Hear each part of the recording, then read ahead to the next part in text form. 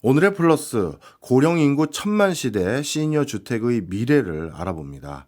주서령 경희대 주거환경학과 교수 나왔습니다. 어서 오세요. 네, 안녕하세요. 반갑습니다. 네, 교수님. 일단 시니어 주택 뭐 나름대로 이름에서 느껴지는 어떤 뭐 분위기는 알겠는데요. 정확한 개념 한번 설명해 주세요. 네네.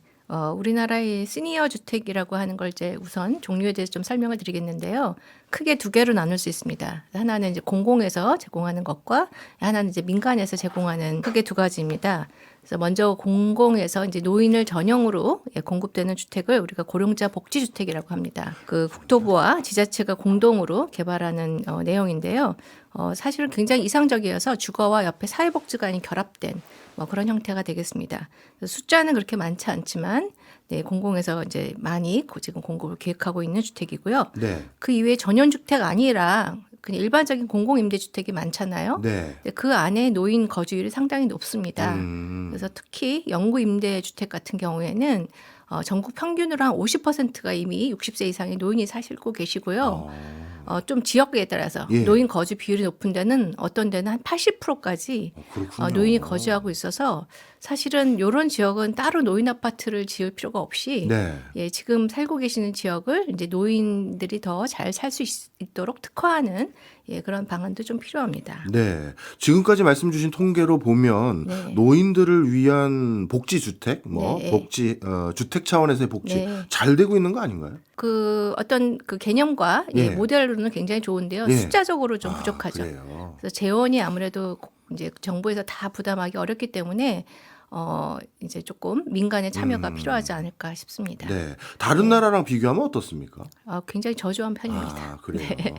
아직까지 갈 길이 멀군요. 네, 네, 자, 그렇습니다. 그렇다면 네. 우리나라의 시니어 주택들은 네. 지금까지 어떠한 방식으로 공급되고 있었나요? 네, 근데 제가 앞에 첫 번째 질문에서 네. 두 가지가 있는데 예. 공공만 설명을 드렸어요. 그랬군요. 네, 예. 그래서 좀 민간을 오늘 아마 주로 이제 민간에 대한 얘기를 하게 될 것 같은데 네. 예, 민간에 대한 얘기를 좀 하겠습니다. 네. 그래서 민간은 가장 대표적인 노인주택이라고 하면은 우리가 법적으로는 노인복지주택이라고 얘기합니다. 예. 근데 이제 일반적으로 이제 이렇게 이제 일반적으로 얘기할 때 실버타운이라는 말을 주로 쓰시죠. 좀 말이 이제 노인복지주택이 좀 어렵다 보니까 이 노인복지주택은 좀 60세 이상 건강하신 어르신들이 입주 대상입니다. 이상적이긴 한데 현재 지금 그 우리나라 65세 노인 인구의 통계적으로 0.13%밖에 거주를 하지 못합니다. 네. 그러니까 개수로는 거주 시설 개수로는 전국에 40개소밖에 되지 않습니다. 네.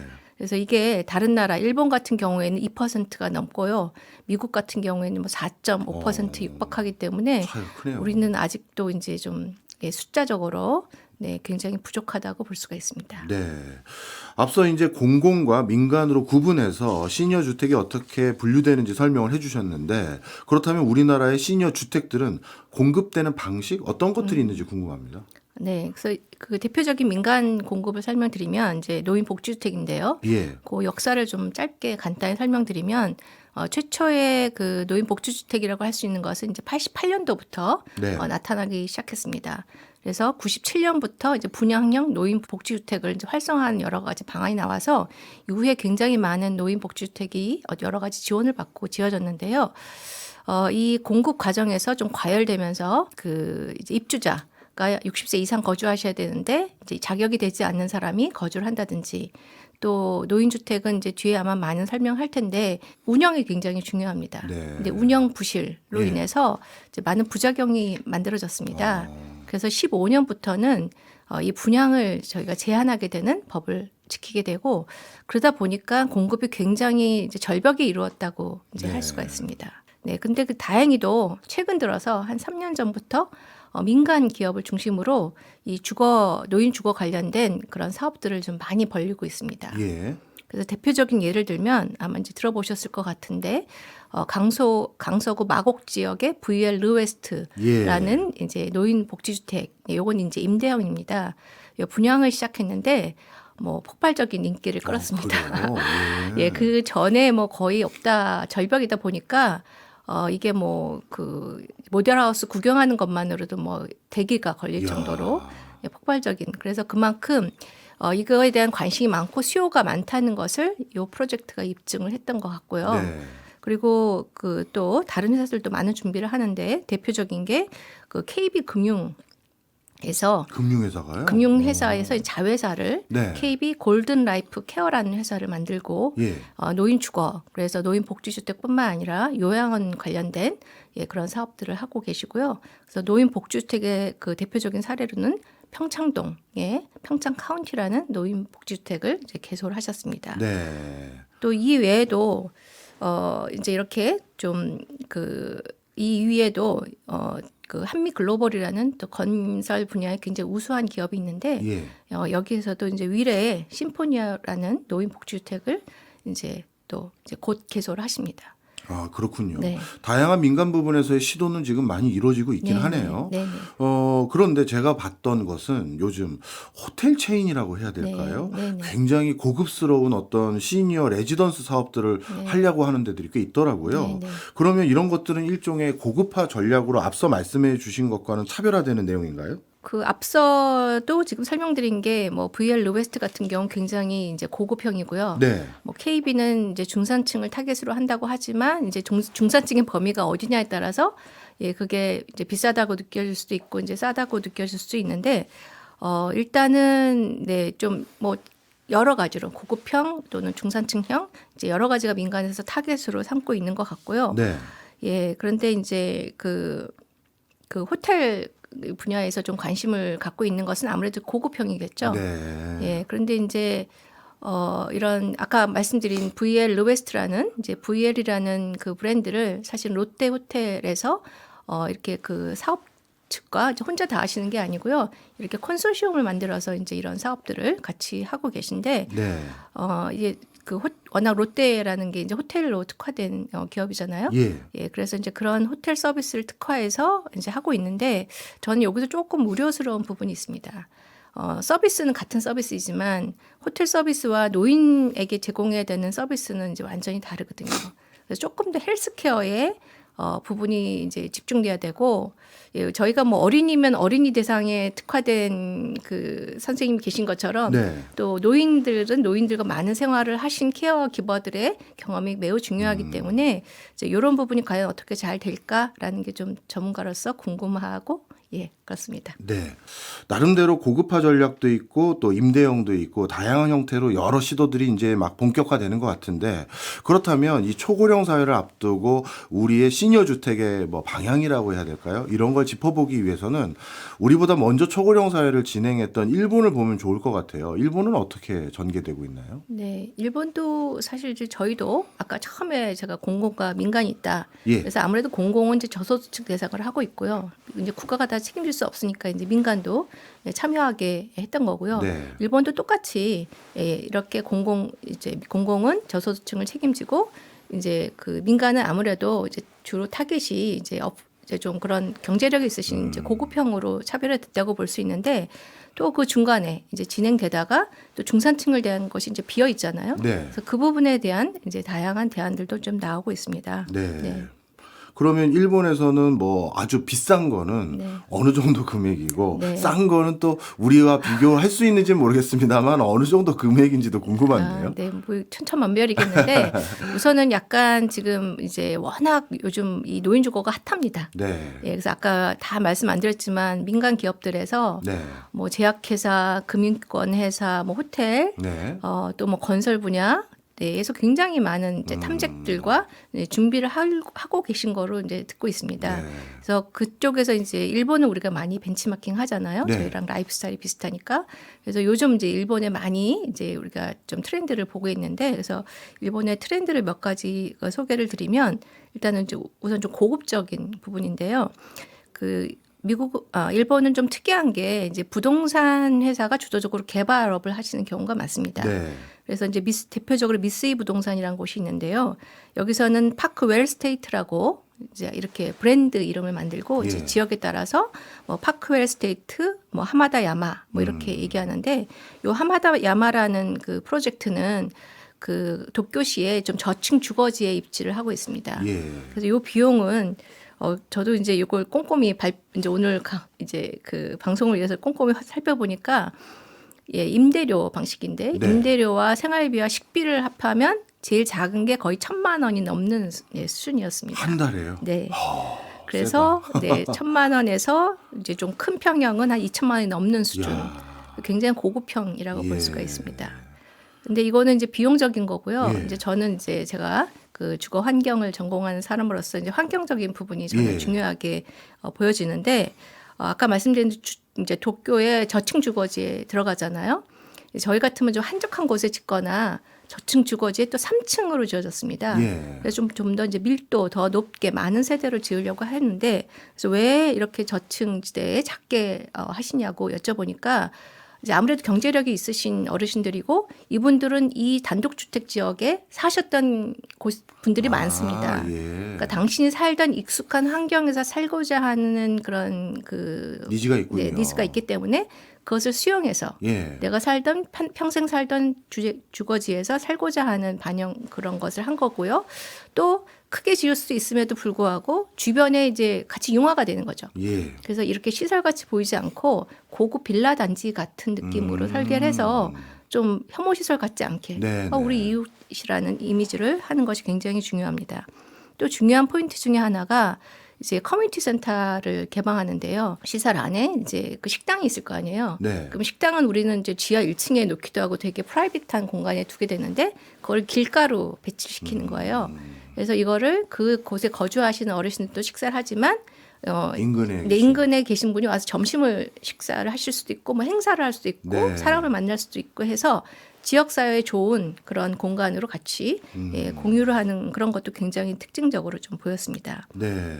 말씀 듣고 보니까 그 컨셉은 주변과 같이 어우러지려고 하는 굉장히 좋은 모습이 많이 있네요. 괜히 위화감 조성하고 그런 게 아니네요.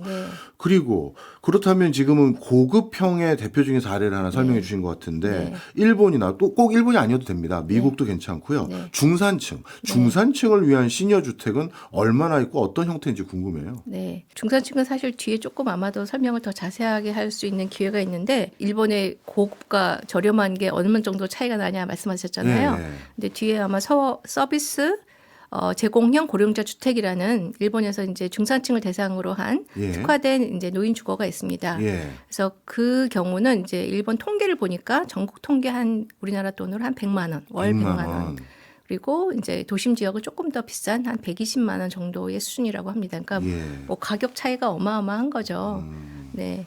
그럼 그 안에 있는 편의시설이라고 해야 되나요? 그것도 당연히 엄청난 차이가 있겠네요. 엄청난 차이가 있죠. 근데 중요한 게 저는 그 이렇게 뭐 중산층을 대상으로 하거나 또는 지금 아까 고급형인 경우에도 모든 걸 다 넣지 않습니다. 아, 그래요? 예를 들면은 뭐 의료센터, 메디컬 센터도 필요하고 뭐 간병 시스템도 필요하잖아요. 근데 그거를 모두 다 내부의 직원과 내부의 시설로 하지 않고요. 아무리 부자들이라도 해도 이게 그 다 가지고 감으로써 비용을 이제 상승시키기 때문에 아웃소싱을 합니다. 네, 그래서 연계된 기관과 함으로써 이제 가격을 조금 낮추고 좋은 서비스의 질을 받도록 하는 게 굉장히 중요하다고 좀 생각을 하고요. 그래서 이제 좀 더 저렴한 중산층을 위해서 시설을 개발할 때는 이런 모든 뭐 예를 들면 수영장도 있고 싶었으면 뭐 헬스실도 있어야 되고 다 원하면 그만큼 또 가격이 올라갑니다. 그래서 저는 좀 이렇게 좀 슬림하고 최소한의 것을 하면서 외부의 시설들을 연계해서 쓰면 되니까 그래서 그런 것들이 중요한 전략이 아닐까 이렇게 생각합니다. 그렇겠네요. 뭐 부자라고 다 돈 내라는 법은 없으니까요. 그리고 그것도 좀 궁금한 게 일본도 우리 못지않게 독거노인 또 1인 가구 그리고 부양가족과 연이 좀 어느 정도 단절돼 버린 분들도 꽤 높다고 들었습니다. 그럼 그분들을 위해서 이런 시니어 주택은 장례식이나 뭐 묘지 조성 이런 것도 같이 연계 서비스를 하나요? 네, 일단은 서비스는 당연히 있을 거고요. 막 예를 들면 돌아가실 때 이제 최근에는 이런 주거 시설들이 이제 우리나라 같은 경우에는 집은 집이고 여기서 사실 노인 복지주택도 건강하신 자립하실 수 있는 노인들이 대상이십니다. 그래서 여기서 아프시면 사실 거주가 어려워져요. 그래서 여기는 이렇게 적극적인 뭐 치료 요양원처럼 그런 걸 제공할 수가 없습니다. 그래서 대부분 이제 지내시다가 아프시면은 요양원에 가시거나 또는 뭐 이렇게 방문하는 장기 요양보험의 수혜를 받으시다가 요양병원에 가시기도 하고 이렇게 하고 이제 돌아가시는 과정을 거치게 되는데 그런 똑같은 문제가 일본에서도 경험을 했었겠죠. 네. 예, 그러니까 요즘은 노인 복지주택을 짓더라도 예. 이제 아까 같이 하마다 야마 같은 경우에도 70세대거든요. 전체가 70세대인데 그 중에 6세대는 케어가 가능한. 예. 그래서 아프셨을 때 좀 이렇게 적극적인 요양원과 유사하게 적극적인 케어를 받을 수 있는 걸 복합화합니다. 예. 예, 그래서 저희도 마찬가지로 이렇게 좀 복합화하는 추세가 좀 필요하다고 생각을 하는데 그래서 조금 모두 다 그렇다는 것이 아니라 그 일본에서 이제 그런 개념들이 좀 중요하게 고려되는 부분들은 이제 노인복지주택 안에 임종을 맞이할 수 있는 공간을 따로 두는 공간도 있고요. 돌아가시는 부분에 네. 대해서 말씀하셨기 때문에 이제 일본에 재밌는 사례가 하나 있어서 이제 소개를 드리면 예. 그 동경에서 한 이제 기차로 한 2시간 정도 떨어진데 치바현의 온주쿠라는 지역이 있는데 거기 라비돌이라는 이제 노인 주거가 있다고 합니다. 예. 여기는 이제 워낙 수려한 자연 환경이 좋다고 합니다. 해안가이고 뭐 수목도 많고 그래서 굉장히 친환경적인 부분인데 여기 오시는 분은 내가 오래 살겠다. 건강하게 오래 살겠다. 그런 목적이 아니라 네. 인생의 마지막을 좀 충실하게 보내겠다라는 생각으로 오신다고 합니다. 예. 그래서 여기는 적극적인 치료를 하는 곳이 아니라 네. 좀 고통을 완화하는 정도의 케어를 이제 네. 주게 되고요.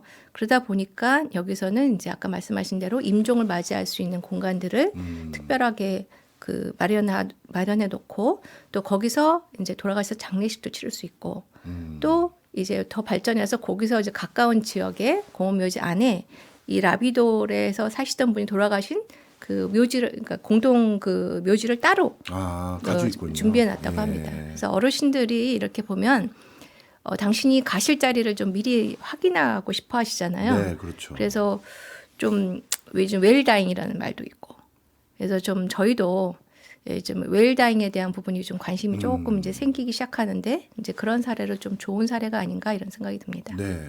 말씀을 쭉 듣고 보니까요. 이미 일본이나 여타 국가에서는 단순히 시니어 주택이라는 게 소득 수준으로만 나눠지는 게 아니라 자신의 신체적인 상황이라든가 네. 임종에 얼마나 가까웠는지에 네. 따라서도 서비스와 네. 형태가 되게 다양해졌구나. 네, 네, 이게 확연히 느껴지긴 하네요. 그럼에도 불구하고 앞에서 이제 너무 고급 주택을 말씀 주셔서 이거 들으시는 분들 중에서 나는 해당 사항 없을까 네. 이렇게 걱정하시는 분들을 위해서 네, 네. 중산층을 위한 네. 사례도 좀 말씀을 좀 네, 해주세요. 네. 그게 아까 지금 벌써 말씀드렸는데 일본의 이제 대표적인 중산층의 주거로 하는 게 이제 서비스 제공형 고령자 주택 또는 서비스 통합형 고령자 주택 이제 간단히 저희가 서고주라고도 네. 이렇게 앞글자 따서 얘기하기도 합니다. 이것도 자립생활이 가능한 이제 중산층을 대상으로 하는 노인이고요. 네, 그래서 이제 2011년도 예. 이제 그 잘 아시겠지만 일본은 현재 기준으로 고령화가 30%입니다. 그러니까 인구의 3분의 1이 이미 고령화가 됐어요. 예. 그래서 우리보다 훨씬 더 정책이 앞서서 이제 발전이 됐었고, 이제 이 전 세계적으로 어르신을 이제 케어하는 이제 그런 정책들이 초기에 일본도 그렇고 이제 복지가 잘 돼 있는 스웨덴의 경우도 그렇고 네. 대부분 이제 시설형으로 했습니다. 예. 좋은 요양원을 짓거나 노인 복지주택을 지어서 거기에 어르신들을 케어하는 이제 그런 방향으로 하다가 이게 국가적으로 너무 큰 부담이 되는 거예요. 그래서 정책들을 다 재가라고 해서 이제 집에 머무는 예. 재가 정책으로 다 세계적으로 바뀌었습니다. 그렇군요. 그래서 우리나라도 마찬가지고요. 예. 그래서 이제 재가형으로 바꾸다 보니까 집에서 지내셔야 되는데 그래도 도움이 좀 필요하시게 되잖아요. 그렇겠죠. 연로하시게 되면서. 그래서 그분들이 이제 주택형, 시설이 아닌 주택형에서 케어할 수 있는 방안이 없을까라고 예. 생각해서 이제 일본에서 2011년경에부터 제도가 만들어진 게 이제 이 서고주라는 것이고요. 예. 그래서 초기에 이제 2012년부터 17년까지 이게 이제 굉장히 어떻게 보면 아까 말씀 거품을 다 뺀 굉장히 라이트한 그런 주택형이라고 볼 수가 있겠습니다. 그리고 규모도 조금 작은 뭐 우리가 생각하는 뭐 100실 이상, 뭐 200실, 300실이 아니라 대부분 좀 뭐 30 개호가 있기도 하고 이렇게 예. 작은 규모도 있고 물론 큰 규모도 있습니다만 조금 더 집과 같은 또 우리 주변에서 흔히 볼 수 있는 이제 그런 규모라고 볼 수가 있어서 한 17년까지 급속하게 어마어마한 성장을 좀 했다고 합니다. 예. 그래서 입주율도 그 거의 90%에 육박한다고 하는데 사실 반응이 좋네요. 입주율 90%는 거의 만실이라는 그렇죠. 예, 네. 뜻이거든요. 그래서 이것이 이제 가격고 아까 잠깐 말씀드렸지만 100만 원이나 150만 원 이제 평균치니까 이거는 뭐 시설마다 굉장히 다릅니다. 근데 요 그 금액이 그 일본의 국민연금 수준의 타겟을 맞춘 거라고 합니다. 아, 거기에 맞춘 금액이군요. 네.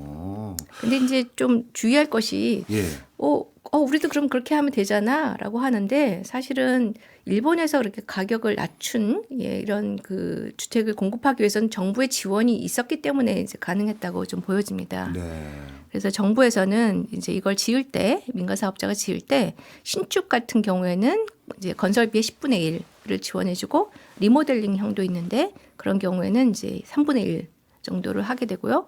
또 민간 사업자가 이제 이거를 뭐 건축했을 때 뭐 그 허가비 뭐 취득세도 있을 거고 재산세도 있고 뭐 법인세도 있을 거 아니에요. 그런 것들을 많이 감면해 줬다고 합니다. 네. 그리고 이제 뭐 금융 지원. 그래서 돈이 필요했을 때 저 이자로 이제 금융해줘서 이제 그런 이제 것으로 이제 많은 네. 혜택을 준 거군요. 혜택을 줘서 이제 급성장할 수 있었다고 생각하고요. 예.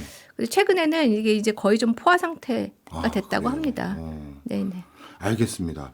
교수님 앞서 1부에서는요. 시니어 주택이 어떻게 국제적으로 지금 형성돼 가고 있는지에 대한 사례들 쭉 말씀 주셨고 또 시니어 주택은 뭔지 설명해 주셨는데요. 이번에는 조금 더 구체적으로 집 구조라고 해야 될까요? 공간에 대해서 좀 여쭤보려고 합니다. 네. 당연히 시니어 주택이니까 뭔가 나이 드신 분들이 살기 편한 그런 형태로 공간이 디자인되어야 될 것 같은데 실제 어떻게 반영되고 있습니까? 저는 사실 주거 환경 디자인을 하는 사람이라 네. 사실 이 부분이 저한테는 더 중요한 부분이고 그렇겠죠. 오랜 동안 이 부분에 연구를 좀 했습니다. 네. 예, 그래서 노인들을 위한 주거 공간이 되기 위해서는 여러 가지의 그 조건들이 있는데요. 첫 번째가 가장 중요한 게 이제 베리어 프리 디자인입니다.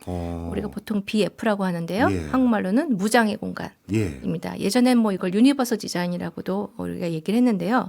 안전사고가 어르신들의 안전사고가 80%가 집에서 일어난다고 합니다. 예. 그리고 이제 그중에 낙상이 거의 반 정도를 차지하는데 예. 그만큼 사실 어떻게 보면 제일 위험한 공간이 집입니다. 아, 그래요? 네. 집이 제일 위험한 공간이에요? 그래서 어르신들이 집에서 살기 위해서는 이런 사고, 안전사고가 일어나지 않도록 하는 게 중요하기 때문에 그 무장애 공간을 위해서는 문턱을 없앤다든지 또 화장실, 욕조 같은 걸 지났을 때 사고가 많이 발생하잖아요. 예. 그래서 안전 손잡이를 하신다든지 또 화장실에 미끄럼 방지 바닥재를 쓴다든지 그리고 이제 혹시나 잠깐 뭐 부상을 다리를 다치셨다든지 휠체어를 사용할 기간도 있을 수 있는데 그때는 이제 문폭 같은 것들을 좀 넓게 해서 휠체어가 충분히 이동할 수 있는 네. 이제 그런 시설들이 좀 필요합니다. 네. 장벽이 없는 집. 이거 네. 진짜 중요하겠네요. 말씀 네, 듣고 네. 보니까. 네. 그러면 휠체어도 지나가야 되고 장벽도 없게 뭔가 네. 좀 하려면 집이 좀 넓어야 될 것 같은 생각이 드네요. 네, 네. 그래서 요런 기준들을 이제 하다 보면 예. 네, 그리고 화장실 같은 공간도 예. 만약 휠체어를 타고 사용한다고 들어가야 하면 되나요? 일반 사이즈 가지고는 되지가 않습니다. 그렇겠죠. 그리고 어르신들은 아무래도 이렇게 젊은 분들보다 뭐 이렇게 사물을 이렇게 깔끔하게 정리하지 못하시죠. 예. 그리고 이게 수납장도 위에 있는 부분들 쓰지 못하시고 예. 이제 그런 여러 가지 신체 장애가 생기시기 때문에 일반적으로 면적이 청년 주거랑 비교했을 때 조금 더 1.2배 이상 필요하다고 보여지는데 저희 이제 공공에서 제공될 때 이런 생각을 하지 못하고 예. 청년 주거한테 그 제공이 되는 뭐 8평 요즘 조금 커서 10평 정도인데 이렇게 네. 같은 기준 1인이니까 예. 같은 1인이라고 생각해서 같이 제공을 하는데 이제 저희가 항상 어디 자문회의 가면 어르신들은 더 넓은 면적이 필요합니다. 라고 얘기를 하게 됩니다. 그건 제 선입견과는 완전히 달랐네요. 네, 그렇군요. 네. 그다음에 나이 드시면 가장 크게 곤란해지시는 분들 중에 한 분, 대표적인 유형이 치매가 네. 걸린 분들이 네, 계시잖아요. 네. 혹시 그런 것도 공간적으로 반영이 됩니까? 네. 저도 오늘 방송을 위해서 사실은 예. 이제 얼마큼 이제 높다라는 건 알았는데 통계적으로 확인해 보고 저도 깜짝 놀란 수치인데요. 예. 일단은 치매 환자가 저희가 85세 이상이 되면 40%가 유병률을 가지고 있다고. 반 정도 되네요. 85세 이상이. 예. 근데 뭐 요즘 80세 넘어야 우리가 조금 어르신으로 대접을 예. 하잖아요. 그러니까 뭐 잘못하면 반 이상이 치매 환자가 가능성이 있다는 것이고 또 우리가 치매 전조 증세로 경도 인지장애라는 증세가 있지 않습니까? 네. 경도 인지장애가 60세 이상에서 20%의 발병률을 가지고 있다고 합니다. 그러니까 이게 굉장히 무서운 수치예요, 사실은. 네, 그래서 앞으로 더 늘어날 수 있는 여지가 있는데, 그래서 이분들은 무조건 뭐 치매가 되면 요양원에 가야 된다 이런 게 아니라 네. 되도록이면 살던 곳에서 이제 아주 심각한 상태가 되지 않게 지연을 시키면서 이제 살던 곳에서 살게 하는 게 중요한데, 그러려면은 그런 이제 혼란을 갖지 않도록 예를 들면 층별 복도, 뭐 2층, 3층이면 색을 복도의 색을 다르게 한다든지, 또 이렇게 노인 복지주택 같은 경우에도 자기 문을 이제 물론 메토실이라는 게 있지만 예. 그게 별로 크게 써 있지 않잖아요. 예. 때문에 뭐 문마다 뭔가 다른 표식, 색을 달리한다든가 표식을 달리한다든가 아니면 글씨 같은 것도 좀 이제 좀 예쁘게 해야 되지만 네. 좀 크게 인지가 예. 잘 보이도록 한다든지 이런 부분이 굉장히 중요하고요. 얼마 전에 제가 캐나다에 이제 치매 전문 그 공간을 연구하시는 교수님과 이제 세미나를 한 적이 있는데요. 예. 이분은 집뿐만 아니라 넘어서 도시 네. 환경에서도 이런 그 치매 환자들을 고려하는 디자인을 해야 된다라는 걸 연구하고 계셨어요. 예. 그러니까 도시에서도 저희 치매 환자만 아마 못 나가게 하실걸요. 맞아요. 예, 근데 그분이 이제 캐나다에서는 세팅을 도시의 예. 세팅을 어느 정도의 치매 환자들이 밖에 활동을 일상생활을 있게끔. 할 수 있도록 하는 실험들을 많이 하고 계시다고 합니다. 예. 그래서 이것도 마찬가지로 중요한 건 길 찾기. 예. 예, 내가 익숙한 곳에서 그래도 깜빡깜빡 뭔가 이게 장애가 어떤 제약이 걸렸을 때 다시 회복하시고 길을 찾아올 수 있도록 하는 도시 디자인의 부분도 굉장히 중요한 요소라고 할 수가 있습니다. 주거 공간 안뿐만 아니라 이제 도시 자체도 이런 네. 치매 환자들을 위한 도시 디자인까지 이어지고 네. 있었군요. 진짜 중요한 말씀 또 해주셨는데 나이 들었다고 또는 치매가 우려된다고 해서 집에만 가둬놓는 건 말도 안 되잖아요. 네, 맞습니다. 그렇다면 차선책으로 단지 안에 뭐 커뮤니티 공간이라고 해야 될까요? 네. 이런 것들이 좀 더 활성화되는 것도 방법 아닐까요? 네, 그래서 일단은 아주 심한 경우는 어렵지만 이렇게 좀 경미한 부분에는 일상생활이 자유롭도록 그리고 또 누구의 도움을 받지 않고 스스로 활성화할 수 있게끔 하는 게 중요하고요. 유럽 같은 경우 보면 치매 마을도 있습니다. 치매 마을이요? 네. 오. 그래서 사실 뭐 일반 아파트에서 하면은 조금 거부감도 있기 때문에 조금 심한 경우에는 그분들을 이제 뭐 모아서. 수용한다는 개념이 아니라 뭔가의 시큐리티는 있지만 그 안에서 자유롭게 생활할 수 있도록 하는 치매 마을도 있습니다. 네, 그렇군요. 특히 이제 시니어 주거 타운이라고 하는 공간 안에 커뮤니티 시설로는 또 우리 일반적인 아파트 단지 안에 있는 커뮤니티 시설과 달리 뭐가 좀 더 보완이 많이 됩니까? 뭐 크게 다를 부분은 없다고 그래요? 생각합니다. 뭐 프로그램적으로 비슷하고요. 프로그램이. 근데 아까 이제 일본 같은 경우를 본다면 조금 더 그 단기간에 케어를 받을 수 있는 좀 아프셨을 때 당신 집에서 이제 병원에 가 계셔야 되잖아요. 근데 네. 병원에 입원할 정도가 아닌데 당신 집에서 혼자 계시기는 좀 어려운 상황. 그럴 때는 조금 더 그런 케어를 받을 수 있는 그런 좀 그 안전한 공간들이 같이 결합되면 더 좋을 것 같고요. 네. 네. 그런데 이제 저는 아까 잠깐 말씀드렸지만 이제 노인복지주택을 개발하시는 입장에서는 모든 게 막 갖춰져야지 이제 마케팅이 잘 될 거 아니에요. 네. 그래서 뭐 너무 지나친 시설들을 좀 공급하는 경향이 있는데 그게 결과적으로 보면 분양할 땐 좋지만 입주해 사시다 보면은 관리비를 좀 유발시키게 됩니다. 그렇겠네요. 그래서 이제 그런 또 입주자와 그 관리 그 회사와의 분쟁도 좀 생기는데요. 그래서 저는 좀 이 부분은 입주자분들이 너무 그게 이제 그렇게 과잉되는 거에 결국 나에게 다시 돌아온다라고 네. 생각해서 좀 그 많은 시설이 있는 것이 네. 좋은 것만은 아니다라고 좀 얘기하고 싶습니다. 예. 그다음 또 한 가지 궁금한 게 이제 정서적인 면도 좀 고려를 해야 될 것 같아요. 나이 드신 분들이 혼자 사시는 경우도 있고 오히려 더 정서적으로 취약한 면도 있을 것 같은데 그런 부분까지도 혹시 공간적인 설계에 반영이 됩니까? 네. 그 가장 중요한 거는 그 이제 뭐 집에서 이제 혼자 거주하실 수가 없어서 뭐 식사 제공 같은 게 있어서 노인 복지주택을 이제 입주하시게 되는데 이때 이제 제일 꺼려하는 것 중에 하나가 약간 시설 같다. 네. 아무래도 아까 안전 손잡이도 있고 이제 이런 여러 가지 장치들이 있다 보면 조금 병원이나 시설 같다라는 느낌을 좀 가질 수 있습니다. 네. 그래서 이런 실내 공간을 계획할 때는 이런 정서적인 걸 고려해서 좀 최대한 집과 같은 세팅, 아늑한 느낌을 주는 것이 중요하고 또 중요한 게 이제 저도 최근에 느낀 건데요. 이런 환기와 채광 이런 예. 환경적인 게 굉장히 중요합니다. 아무래도 어르신들은 집에 있는 시간이 많기 때문에 채광이 좋은 건 당연한 거고요. 이 환기가 그 자연 환기가 잘 돼야 됩니다. 네. 그래서 어르신들이 조금 집단 생활 하다 보면 이제 좀 이렇게 냄새가 나실 수 그럴 수 있다고 있죠. 합니다. 예. 그래서 최대한 조금 그 쾌적한 환경을 제공하기 위해서는 이 환기가 굉장히 중요한 부분이 되겠습니다. 네. 혹시 뭐 병원도 꼭 근처에 있어야 됩니까? 제일 선호도 높은 것 중에 하나가 인근에 병원이 있는 게 굉장히 중요한 예. 입지입니다. 그러다 보니까 그 정서적으로 도심 근교를 좋아하십니다. 네. 병원도 있고 또 백화점도 있고 네. 자녀들과도 가까이 볼 수 있는 도심을 선호하는 경향이 매우 높습니다. 네.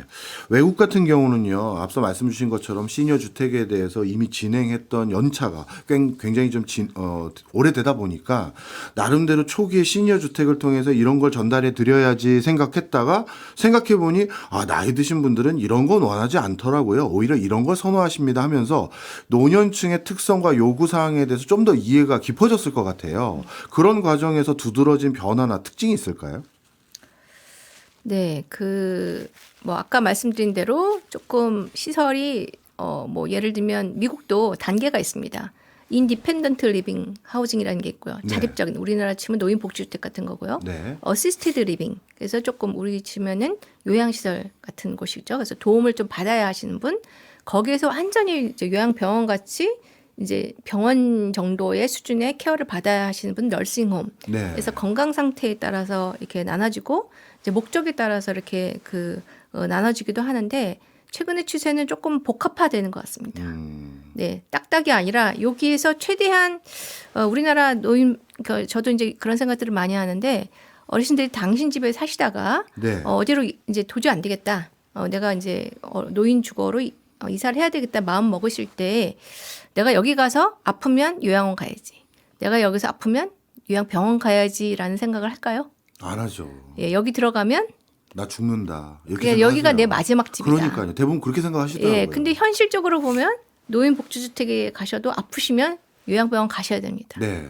그래서 그러다 보니까 똑같은 거를 해외에서도 겪으셨을 거고 그러니까 약간 노인복지주택이라 하더라도 단기간 케어 심하지 않은 분 단기간 케어가 가능하고 예. 또 요양원도 그 병원 가치가 아니라 시설이 아니라 집같이 요즘 유니케어라는 개념이 이제 요양원에서도 떠오르고 있는데요. 네. 집과 같은 세팅, 소규모 병원 같은 세팅이 아니라 집과 같은 소규모 집단으로 케어하는 그런 개념들이 지금 시범 사업으로 많이 이루어지고 있습니다. 네. 어떻게 보면 저희가 이제 하나씩 노인에 대한 이해도도 깊어지고 있다. 이렇게 네. 봐도 되겠네요. 네, 맞습니다. 그런데 이제 우리나라 얘기를 좀 더 구체적으로 해볼까 합니다. 외국 사례 뚝쭉 보고요. 또 우리나라의 인구 구조의 변화를 같이 생각했을 때, 고려했을 때, 이제 우리나라도 시니어 주택에 대해서 좀 더 아주 큰 대책 마련들이 필요한 시점이 코앞인 것 같은데, 그런데 교수님 말씀 듣고 보니까 나이 드신 분들이 살고 싶은 지역은 대형 병원이 멀지 않고 도심지에서도 가깝고 또 그런 거 지을 때 근처 분들과 다른 어떤 위화감 조성되는 형태로 지어서도 안 될 것 같고 그럼 결론적으로 그럴 땅이 없어 보이거든요. 그러면 이거 우리 어떻게 해야 될까요? 이제 민간 이런 그 노인주거 사업자가 활성화되기 위한 왜냐하면 정부가 다 책임질 수 없습니다. 네. 고소득층을 위한 고급형은 그냥 도도. 네, 알아서 수요에 하겠죠. 따라서 알아서 하고 네. 그게 뭐 비싸다 뭐 안 비싸다라는 얘기를 할 거 없는 수요가 있으면 그거는 시장 원리에 따라서 이제 발생하는 것이고요. 중산층을 위해서 했을 때 가장 걸림돌은 교수님 말씀하신 것처럼 이제 대지 확보입니다. 네. 그래서 그 사업자들이 가장 애로사항을 얘기하는 것이 근교 얘기하는데 이제 땅값 얼마냐. 그럼 땅값 따져서 하면 임대료 낮출 수가 없다. 그렇죠. 네, 그래서 계산식을 저희가 해본 적도 있습니다. 아, 예. 네, 그래서 그 비용이 그렇게 저렴하지 않은 비용이 산출이 되더라고요. 제가 느낌상이 한 1,000만 원 넘을 것 같아요. 좋은 데는. 네. 아니 이제 중산층을 위해서는 그렇게까지는 아니고요. 예. 그래서 이제 그러면 이제 제가 제안하는 것은 정부에서 저렴한 토지를 좀 제공해 줘야 된다. 네. 예, 중산층을 위해서 이제 비어 있기 때문에 그 부분이. 그래서 그러기 위해서는 신도시를 기획할 때 예, 이렇게 노인 주거 시설이 들어갈 수 있는 필지를 지정하고 예. 예, 그것들을 예, 이런 전문 그 운영자들에게 이제 그 분양하는 방법이 있고 저렴한 비용으로 분양하는 방법이 있고요. 또 하나는 저희가 그 공공에서 임대주택을 짓거나 사회주택을 지을 때 토지 임대부 방식이라는 것이 있습니다. 네. 예, 토지를 국가가 소유하고 민간 사업자에게 운영자에게 임대해 주는 방식이 있습니다. 예. 그러면은 사업자는 토지를 사야 되는 부담감을 줄일 수가 있잖아요. 예. 그러니까 훨씬 유연하게 이 사업에 참여할 수 있기 때문에 이제 가장 중요한 것이 이제 그 말씀하신 대지 확보 예, 부분이 이제 해결돼야 될 것 같고요. 예. 그 이외에도 지금 작년 8월에 그 정부에서 시니어 레지던스 활성화 방안에 대해서 발표한 바가 있습니다. 예. 예, 그래도 그동안에 굉장히 침체되어 있었고 뭔가 돌파구가 필요했었는데 네. 좀 반가운 이제 저희 분야에서는 반가운 그런 이제 방안이었고요. 근데 그 안에 이제 많은 제도 개선에 대한 부분들이 있습니다. 네. 그래서 이런 제도 개선이 사실은 활성화 방안이 되고 지금 시범 사업을 준비 중이라 아직 공고는 되지 못했지만 이제 많은 고민 사항들, 뭐 제도 개선 지원금에 대한 거, 뭐 인센티브에 대한 거 이런 것들이 담겨져 있는데요. 그래서 아까 이제 그 일본의 서비스 제공용 고령자 주택처럼 민간 사업자의 그런 그 지원을 할 수 있는 방안들에 대해서 이제 준비가 돼야 이제 중산층을 위한 것이 예. 활성화되지 않을까 이제 이런 생각을 하게 됐습니다. 그렇겠네요. 그리고 또 한 가지 궁금한 게 나이 드신 분들하고 저도 인터뷰를 좀 해보니까 나이 드신 분들끼리만 모여 사는 거에 대해서 그렇게 좋아하지 않으시더라고요. 네, 맞습니다. 그러면 이제 청년들 또 장년층들 같이 더불어 살길 희망하실 텐데 네. 그런 것들도 이번 시범 사업이나 우리나라에서 앞으로 계획할 때 좀 반영이 돼야겠죠? 네. 그래서 최근에 이제 당연히 이제 저도 처음에는 네. 이제 연구를 하다 보니까 노인 복지주택, 뭐 요양원 이렇게 생각을 했는데 이제 말씀하신 대로 다 그것이 이제 약간 주변에 여러 가지의 이제 그런 부작용을 내세울 수도 있고요. 예. 또 아까 말씀드린 2050년이 되면 저희도 노인 인구가 50%가 됩니다. 이야, 한국도요. 네. 그럼 25년밖에 남지 않았거든요. 그렇네요. 그러면 두 가구다 한 가구는 노인 거주 세대가 됩니다. 네. 예, 그러면 따로 살 이유가 없어요. 그냥 네. 주변에 노인이 계시거든요. 그래서 우리가 사는 뭐 아파트든 단독 지역이든 이게 그냥 노인 아파트입니다. 네. 예, 그래서 별도로 짓는 것을 생각하는 것보다는 일반 우리가 사는 뭐 재건축 아파트를 지을 때 노인 가구, 노인은 아무래도 이제 조금 더 아까 말한 케어가 들어갈 수 있는 서비스를 이제 받을 수 있는 그런 시설들이 좀 필요하잖아요. 네. 그래서 그런 것을 갖춘 노인 주거가 들어갈 때는 조금 지금도 이제 인센티브를 좀 부여한다든가 하는 시범 사업들을 이제 그 계획을 하고 있습니다. 네, 그렇군요. 그다음에 또 아까 중요한 말씀해 주신 게 나이 드신 분들이 별도의 시설에 자기가 가는 걸 그렇게 선호하지 않는다. 네. 집에서 또는 집에 내가 살고 있는 동네에 노인 요양 시설 같은 게 들어서는 그래서 최대한 익숙한 곳에서 계속 지내시길 희망한다고 말씀 주셨는데 네. 그렇다면 국가에서도 그냥 집을 시설처럼 바꾸기 위한 그런 노력들도 같이 병행돼야 되지 않을까요? 네네. 그래서 아까 왜 집에서 지으시려면 일단 아까 말한 BF가 돼야 됩니다. 예. 그래서 이제 주택 개조 사업이라고 합니다. 네. 네, 그래서 뭐 이거는 어르신뿐만 아니라 장애인 가정에도 이런 주택 개조 사업에 대한 지원금을 지원하고 있고요. 또 장기 요양보험 받으시는 가정에도 일정 부분의 안정장치, 뭐 이 손잡이를 설치하신다든지 그런 부분들은 이제 무상으로 지원을 하고 있습니다. 네. 근데 이제 그것뿐만 아니라 집만 안전해서는 안 되죠. 서비스가 찾아와야 되잖아요. 그렇죠. 네, 그래서 이제 지역 사회에서 어떻게 서비스를 연관시킬 것인가. 예, 그래서 저희도 지금 지역사회 통합 돌봄, 네. 말이 어려운데요. 예, 그렇게 2018년부터 정책을 만들었는데, 그래서 집에 계시더라도 이제 그 서비스를 더 적극적으로 받을 수 있는 그런 것들이 이제 정책들이 만들어지고 있습니다. 네. 사실 이런 정책 입안할 때 가장 피해를 보는 게 참 아이러니하게도요. 중산층인 것 같아요. 왜냐하면 어느 정도 소득이 있는 분들은 알아서 자기 돈으로 좋은 서비스 주겠다는데 찾아서 자기 돈만큼 내면서 누리시면 되고 그리고 아주 좀 열악하신 분들은 또 국가에서 좀 챙겨주는 면이 있거든요. 근데 중산층은 국가에서도 중산층이신데 저희가 우선순위에서 당연히 뒤입니다. 이렇게 얘기하고 또 좋은 데서 좀 서비스 누리려니까 그건 돈이 좀 부족하고 중산층을 위한 시니어 주택 이거 더 필요하지 않을까요? 그래서 저는 이제 한 가지가 아니라고 생각합니다. 그래서 그 노인 복지주택이나 이 노인이 거주하실 수 있는 새로운 유형의 주택들도 계속 개발이 돼야 되고 저희 전문가들은 이제 최근에 많이 주장하는 게 에이징 인 커뮤니티라는 얘기를 많이 합니다. 네. 뭐냐면 지역사회에 계속 거주하기입니다. 예. 그래서 이거를 그 특수한 집을 많이 짓는 것보다는 아까 말씀드린 대로 2050년이 되면은 그냥 기본이 노인이 많기 때문에 지역사회에 이런 거점형으로 노인들이 필요한 네. 뭐 요양원, 그다음에 뭐 예를 들면 요양시설, 병원 이런 것들이 일본에서는 이런 거를 지역 포괄 케어 시스템이라고 해서 네. 30분 안에 이런 거주 그 안에 사시는 분들이 필요한 서비스를 제공한다라는 걸 정부의 주요 정책 방안으로 삼아서 그 어떤 그 새로운 주거 단지를 형성할 때 거점에 이런 편의 시설들을 집중시킵니다. 네. 예, 그래서 멀리 가지. 예를 들면 내가 요양원 가고 싶다 해도 멀리 있는 요양원을 찾아가는 것이 아니라 그 내가 사는 곳에 인근에 있음으로써 이제 그런 케어를 그러니까 집에 계시더라도 그 센터의 그 거점에서 서비스를 가서 찾아가서 주기도 하고 네. 내가 단기적으로 어려우면 그 거점에 있는 시설에 와서 지내실 수 있는데 이게 꼭 노인만을 위한 시설만 들어가는 것이 아니라 이 안에 동네 분들이 사용할 수 있는 뭐 카페테리아 네. 그리고 어린이들이 사용할 수 있는 도서관 예. 예, 이런 것들이 결합이 돼 있습니다. 그리고 뭐 편의점 일본 같은 경우에 보면 이제 우리가 많이 들리는 게 편의점이잖아요. 그래서 편의점까지 입점하고 있어서 동네 사랑방 같은 역할을 하고 있습니다. 그래서 이렇게 그 하나하나의 시설이 특수화되는 것도 중요하지만 우리가 사는 커뮤니티, 예, 지역에서 이것을 어떻게 공급하고 어떻게 수용할 것인가라는 좀 큰 그림이 필요하지 않을까 이렇게 생각합니다. 그렇겠네요. 그리고 또 한 가지 궁금한 게 이 우리나라 중산층들을 보면요.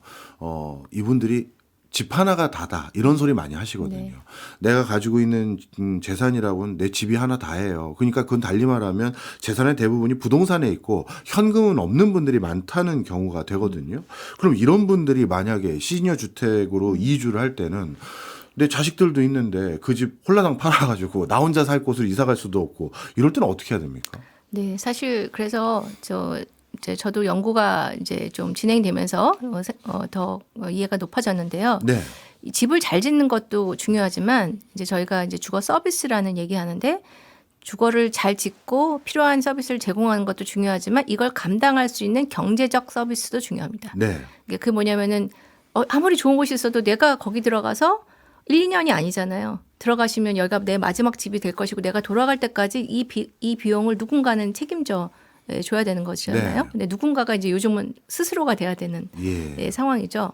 그래서 이런 경제적 그 부담, 그거를 자산 유동화 방안이라고 얘기를 하는데 네. 이것이 굉장히 중요하다 하고요.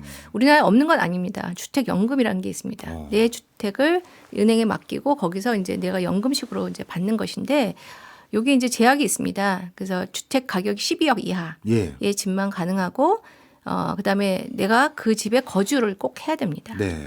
그리고 이제 그게 물론 요즘 이제 좀 완화가 돼서 노인복주택에 입주하면 그게 이제 그러니까 내 집에 사는 거로 인정을 받는 이제 이런 것이 있긴 하지만 네. 좀 또 여러 가지 제약 때문에 주택 연금 보급률이 그렇게 많지 않습니다. 예. 근데 이제 일본 같은 사례를 보면 그 JTI라는 사단법인이 있는데요. 그러니까 JTI 뭐 재팬 트랜스 하우징 인스티튜트입니다. 예. 그래서 만약에 이제 내가 어디에 입소하고 싶다. 노인복주택 가고 싶은데 이제 생활비를 내야 되잖아요. 그럼 내 집을 여기에 그 JTI에 맡기는 겁니다. 네. 그럼 우리로 치면은 약간 자산 관리 회사, 임대 관리를 해주는 곳이에요. 그래서 이 좀 공신력 있는 이 기관에서 내 집을 다른 사람들, 젊은 사람들에게 집을 빌려주고 임대료를 받고 그 임대료에서 일정 수수료를 떼고 다시 노인에게 돌려줍니다. 네. 그래서 스스로 그 임대 관리를 하는 게 아니라 요 공신력 있는 기관에서 함으로써 집이 없어지지 않는 한 임대료는 이제 계속 들어오잖아요. 네. 그렇기 때문에 그 규모에 맞춰서 그 돈의 규모에 맞춰서 적당한 맞는 이제 그 노인 주거로 이동할 수 있고 이제 집을 팔지 않고 또 안정적인 경제적 지원을 받을 수 있는 그런 정책들도 필요하다고 생각합니다. 네, 정책적인 보완도 필요하겠네요. 오늘 우리 사회에 굉장히 중요한 당면과제 제대로 배운 시간이었던 것 같습니다. 지금까지 주설영 경희대 주거환경학과 교수였습니다. 많이 배웠습니다. 고맙습니다. 네, 감사합니다.